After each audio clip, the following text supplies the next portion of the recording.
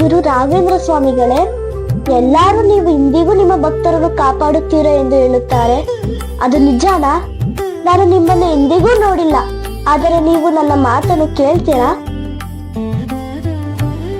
ಮಗಳೇ, ನಿನ್ನ ಮನಸ್ಸು ಶುದ್ಧವಾಗಿದ್ದರೆ ನಿನ್ನ ಪ್ರಾರ್ಥನೆ ನನಗೆ ಯಾವಾಗಲೂ ಕೇಳಿಸುತ್ತದೆ.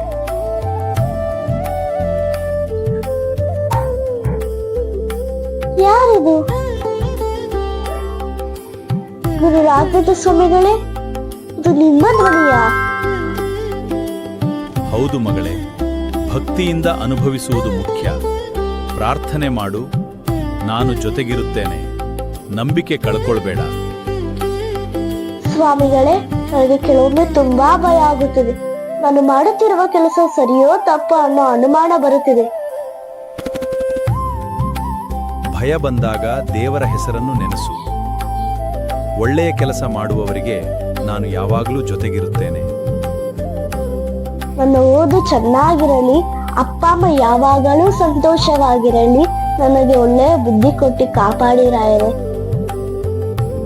ಒಳ್ಳೆಯ ಮನಸ್ಸು, ಶ್ರಮ ಮತ್ತು ನಂಬಿಕೆ ಇದ್ರೆ ದೇವರ ಕೃಪೆ ಖಂಡಿತ ಸಿಗುತ್ತದೆ. ಪ್ರತಿದಿನ ಪ್ರಾರ್ಥನೆ ಮಾಡು, ಯಾರಿಗೂ ನೋವು ಕೊಡಬೇಡ.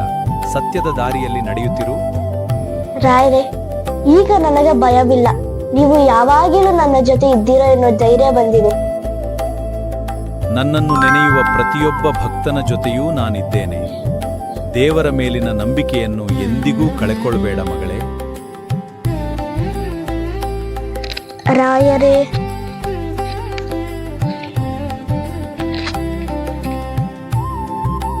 ಜೈ ಶ್ರೀ ಗುರು ರಾಘವೇಂದ್ರಾಯ ನಮಃ. ನಿಮ್ಮ ಆಶೀರ್ವಾದವೇ ನನ್ನ ದೊಡ್ಡ ಶಕ್ತಿ. ಓಂ ಶ್ರೀ ಗುರು ರಾಘವೇಂದ್ರಾಯ ನಮಃ. ರಾಯರಿದ್ದಾರೆ.